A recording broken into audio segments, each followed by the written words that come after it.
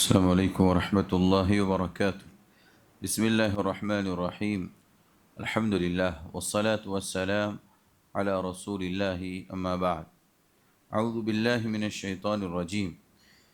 وفی اموالہم حق للسائل والمحروم، وقال النبی صلی اللہ علیہ وسلم ان اللہ قد افترض علیہم صدقۃ فی اموالہم۔ آج کا درس اس عنوان پر ہے کہ جن اموال میں زکوٰۃ واجب ہیں، کن کن چیزوں میں زکوٰۃ واجب ہے، کون سے مالوں میں زکوٰۃ واجب ہے، اس کے اوپر انشاءاللہ آج کے درس میں گفتگو ہوگی۔ تو 4 قسم کے اموال پر زکوٰۃ واجب ہیں، 4 چیزوں پر زکوٰۃ واجب ہیں۔ نمبر 1، سونا چاندی اور نقدی وغیرہ۔ سونا چاندی، چونکہ اللہ کے نبی صلی اللہ علیہ وسلم کے زمانے میں، زمانے جاہلیت میں یا بعد کے ادوار تک سونا چاندی ایک کرنسی مانا جاتا تھا، یعنی درہم و دینار۔ اسی طریقے سے سونا اور چاندی اسی کے برابر اس درہم و دینار کو تسلیم کیا جاتا تھا۔ آج کے دور میں جو بھی کرنسی ہمارے پاس موجود ہیں، ہندوستان، پاکستان، بنگلہ دیش یا سعودی عرب یا کوئی بھی کنٹری کی جو بھی کرنسی ہوں گی، اس کے اوپر زکوٰۃ واجب ہوگی۔ نمبر 2، مویشی، یعنی وہ جانور جیسے اونٹ ہے، گائے ہے، بکری ہیں، ان کے اوپر بھی زکوٰۃ واجب ہے۔ تیسری چیز، ہر قسم کے تجارتی اموال، جن سے بھی ہم تجارت کر رہے ہیں، جو بھی ہمارا تجارت کا مال ہے، اس کے اوپر بھی زکوٰۃ واجب ہے۔ چوتھی چیز، زمین سے حاصل شدہ اشیاء، زمین سے نکلنے والی وہ چیزیں جیسے پھل ہے، سبزیاں ہیں، معدنیات ہے اور دفینے وغیرہ۔ یہ ساری چیزیں اگر ہمیں زمین سے حاصل ہوتی ہیں، چاہے وہ محنت سے ہو یا بغیر محنت کے ہو، اگر یہ چیزیں ہمیں ملتی ہیں تو اس کے اوپر اس کی مقدار ہے، اس کا ایک نصاب ہے، انشاءاللہ آگے تفصیل آئے گی۔ تو یہ 4 قسم کی چیزیں یا 4 اموال ہیں جن کے اوپر زکوٰۃ شریعت نے واجب قرار دی۔ امام ابن قیم رحمہ اللہ کہتے ہیں، رسول اکرم صلی اللہ علیہ وسلم نے مال کی 4 اصناف پر زکوٰۃ مقرر فرمائی، 4 چیزوں پر زکوٰۃ۔ کھیتی، پھل۔ نمبر 2، چوپائے، جانور یعنی اونٹ، بکری، گائے۔ نمبر 3، سونا اور چاندی۔ نمبر 4، تجارتی اموال۔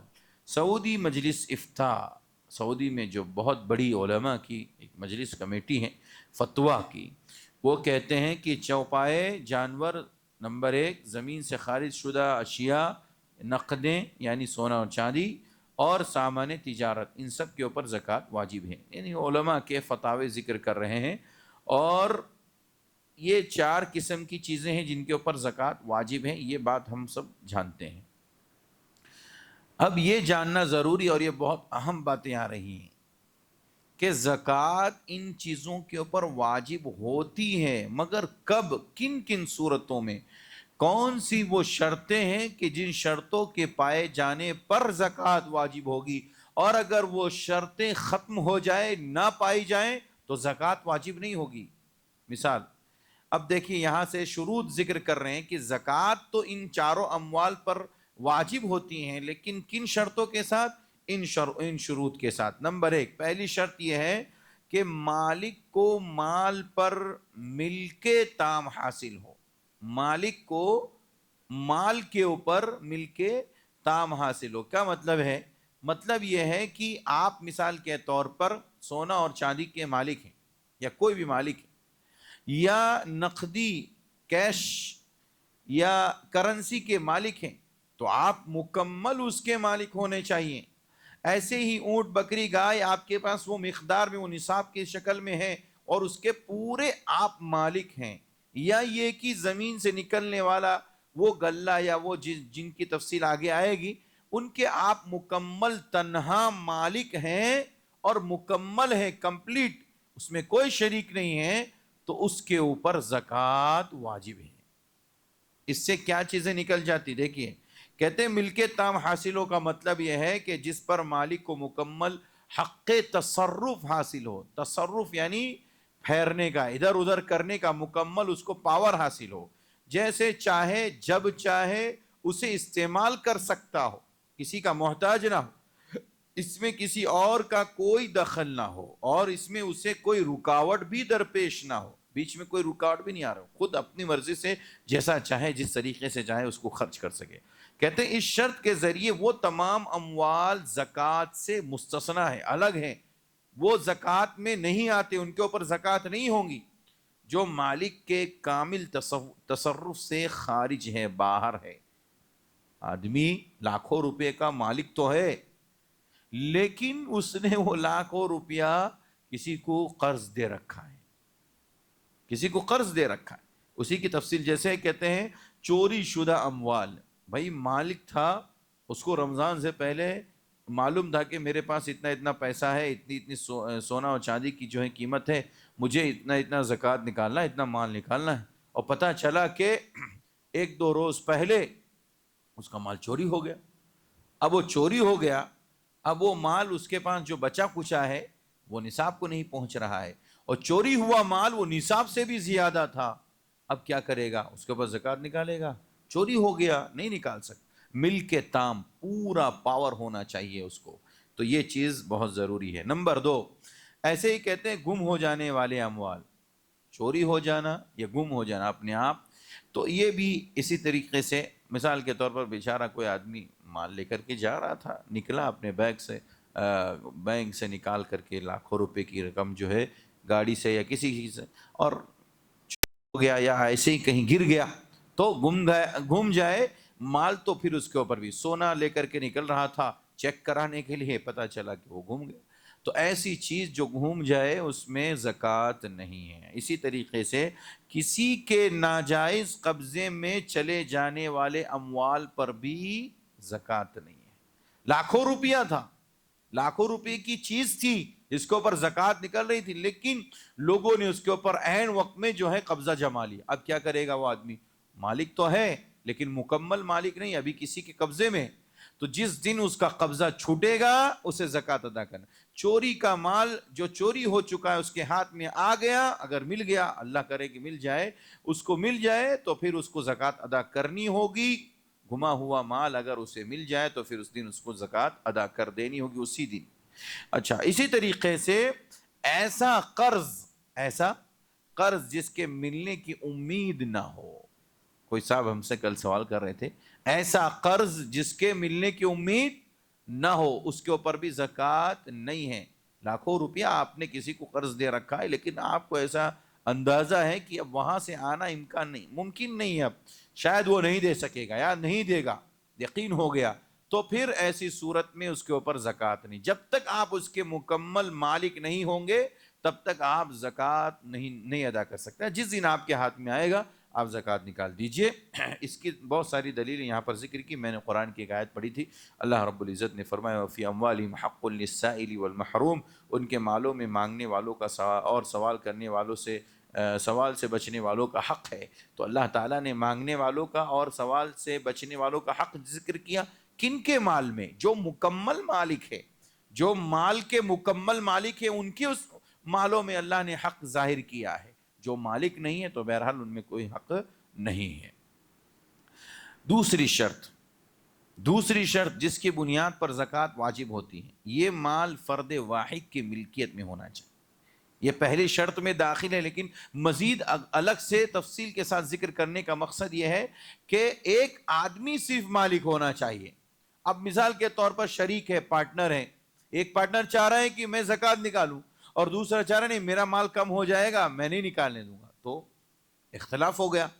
تو فرد واحد کا اس مال کا مالک ہونا زکوٰۃ کے لیے شرط ہے، فرد واحد اس مال کا مالک ہو۔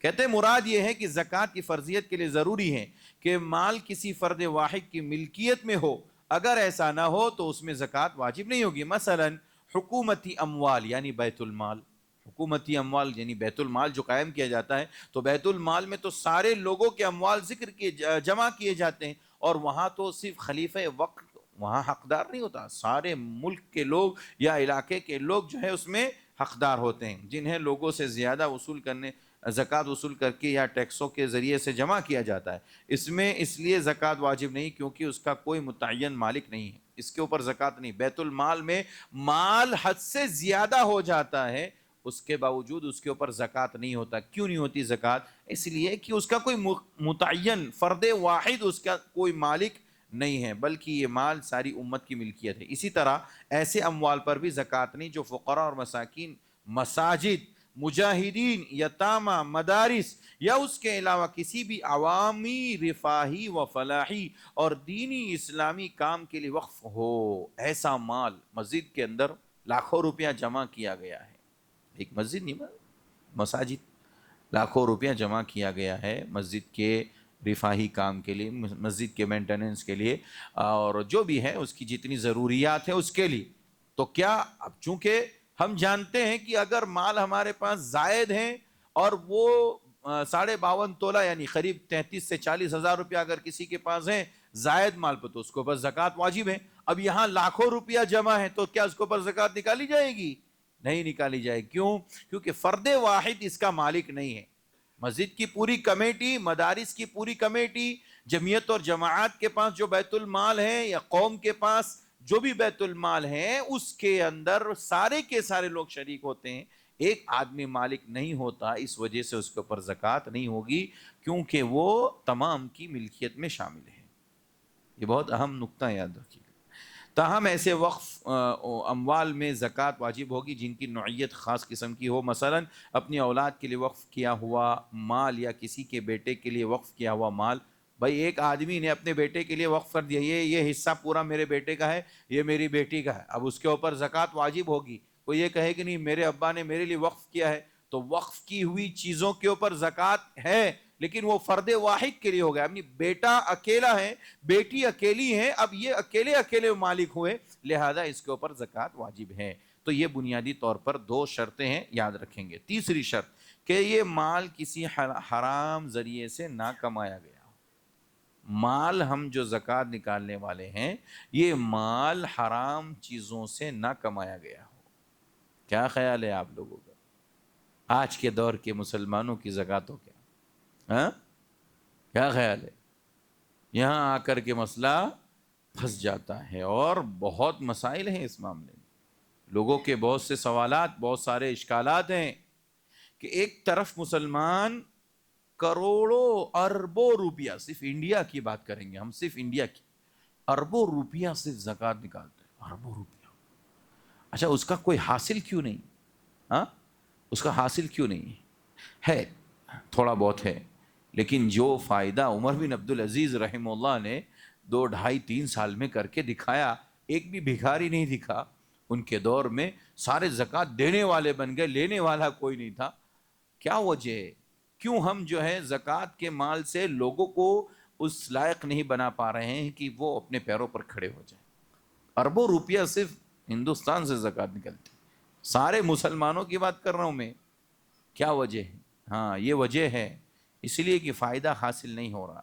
خاطر خواہ جو فائدہ ہونا چاہیے وہ فائدہ نہیں. زکوٰۃ نکال رہے ہیں لیکن ہم سب کو بھکاری بنا رہے ہیں. سچائی ہے نا؟ بہت سارے بھائی ہمارے کہتے ہیں کہ پہلے سے ہماری مانگ رہتی ہے ہمارے بھائیوں کی. یاد رکھنا ذرا، رمضان کا مہینہ آ رہا ہے، بھولنا نہیں، بھولنا نہیں. پچھلی بار آپ نے کم دیا تھا مجھے، اس بار یاد رکھنا. یعنی اس کا مطلب یعنی ہم نے ان لوگوں کو ہر سال کے لیے بھکاری بنا دیا ہے، مجبور کر رکھا ہے کہ تم مانگو. اچھا دونوں طرفہ، یہ جب بھی کوئی معاملہ ہوتا ہے تو طرفین سے، دونوں طرف ہوتا ہے. یا تو دینے والے کی بھی یہ خواہش ہوتی ہے اور لینے والے تو بہرحال ظاہر سی بات ہے فری میں اگر مل رہا ہو رمضان کے مبارک مہینے میں تو کون چھوڑے گا. من و سلوہ کا نزول ہو رہا تھا بنی اسرائیل پر، تو ان کو اچھا نہیں لگا، ان کو چاہیے دال، ان کو چاہیے پیاز، لہسن، یہ سب آئے، کہنے لگے کہ ہمیں یہ سب چاہیے موسیٰ علیہ السلام سے.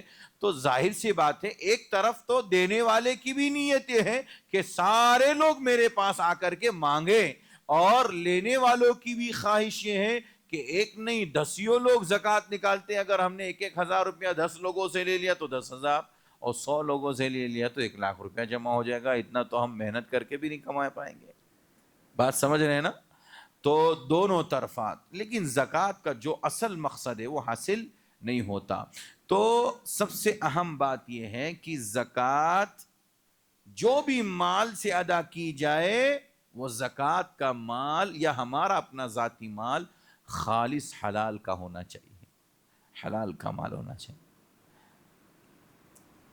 مجھے بولتے ہوئے بھی حیا آ رہی ہے اور افسوس بھی ہو رہا ہے۔